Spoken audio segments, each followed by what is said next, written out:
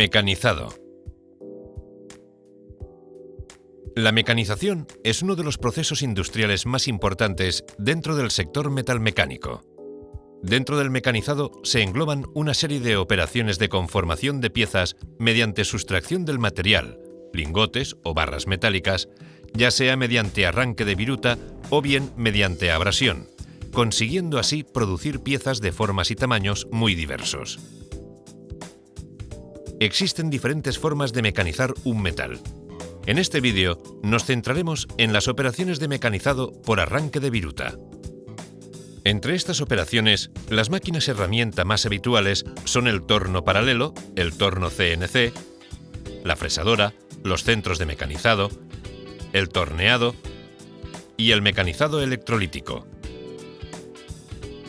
Entre las máquinas de mecanizado más tradicionales destacan los tornos paralelos. Aunque en la actualidad el mecanizado por CNC es el más habitual, es raro encontrar un taller que no cuente con un torno de estas características. El torno paralelo es una máquina que trabaja en el plano, mediante el mecanizado en dos ejes de trabajo, Z y X. La acción de mecanizado se realiza mediante el arranque de viruta sobre barras de metal que giran constantemente en torno a un eje. Las herramientas de corte que mecanizan el metal se sitúan sobre las piezas del torno llamadas carros. En los tornos paralelos podemos encontrar tres tipos de carros. Un primer carro se encarga de desplazar las herramientas a lo largo de la pieza a mecanizar, realizando incisiones mientras éste gira. Un segundo carro transversal se desplaza de forma perpendicular a la pieza, realizando el refrentado. Finalmente, un tercer carro, llamado chariot, gracias a que adquiere una cierta inclinación, permite la mecanización de piezas cónicas. Los carros pueden montar muy diferentes herramientas, de forma que a través del intercambio de estas herramientas, el torno puede realizar gran cantidad de operaciones como el refrentado, desbarbado, roscado o taladrado, entre otras. Otras partes importantes de un torno son las siguientes. Bancada. Zócalo que sirve de apoyo y guía a las demás partes móviles del torno. Cabezal fijo o plato. Caja que aporta el movimiento a la pieza a mecanizar. Carro. Se compone de movimiento en eje X y en eje Z. Chariot. Elementos como los platos y las lunetas son diferentes sistemas de agarre que permiten el ajuste de las barras a mecanizar. Es fundamental un adecuado ajuste y centrado de las barras para asegurar que el mecanizado de la pieza se realiza de acuerdo a lo deseado. Este ajuste requiere de un buen conocimiento y práctica en el montaje de este tipo de máquinas. El arranque de viruta se produce por medio del contacto de las herramientas con el metal. Sin embargo, son unas piezas situadas en los extremos de estas las que entran en contacto con el metal. Son las plaquitas. Hay muchos tipos diferentes de plaquitas, debiendo elegir entre unas u otras dependiendo de la dureza del material que vayamos a trabajar o la forma concreta que queramos dar a la pieza. Un buen conocimiento de las propiedades del metal a mecanizar, así como de la propia pieza a realizar, nos permitirá elegir aquellas plaquitas más adecuadas en cada caso. La programación de las operaciones de mecanizado es otro aspecto clave en un correcto mecanizado.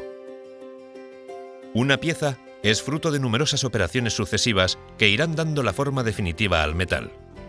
Así, durante la programación, deberemos ajustar las diferentes operaciones hasta conseguir las formas deseadas. Aspectos como la velocidad de corte, el movimiento de avance o la profundidad de pasada serán solo algunos de los aspectos tecnológicos a considerar. A diferencia de los tornos paralelos, en los tornos por control numérico, la propia operación de mecanizado se realiza de forma automática, tras haber introducido el programa de mecanizado. A través de una consola, el operario controla en todo momento el mecanizado de la pieza. En los tornos de control numérico podemos encontrar elementos comunes a los tornos paralelos, como son los platos, las garras de ajuste o los carros, así como los conductos de refrigeración. mediante un líquido refrigerante conseguimos lubricar tanto las herramientas de corte como la propia pieza, logrando una mayor calidad en la superficie mecanizada y una mayor duración de la herramienta. Las taladrinas, como se conocen este tipo de fluidos, son generalmente aceites minerales a los que se añaden productos químicos a fin de mejorar sus prestaciones. En los tornos de control numérico destacan los platos portaherramientas, donde pueden ir ubicadas un mayor número de herramientas que en los tornos paralelos. El cambio de herramienta se realiza de forma automática, de acuerdo al programa de mecanizado, con lo que logramos una gran versatilidad. Como en cualquier operación de mecanizado, la velocidad de corte, la profundidad de pasada o el avance de trabajo de la herramienta serán conceptos que deberemos tener en cuenta a la hora de elaborar el programa de mecanizado. Los centros de mecanizado son máquinas muy completas que permiten realizar piezas con unos niveles de acabado muy elevados, gracias a las posibilidades que ofrecen.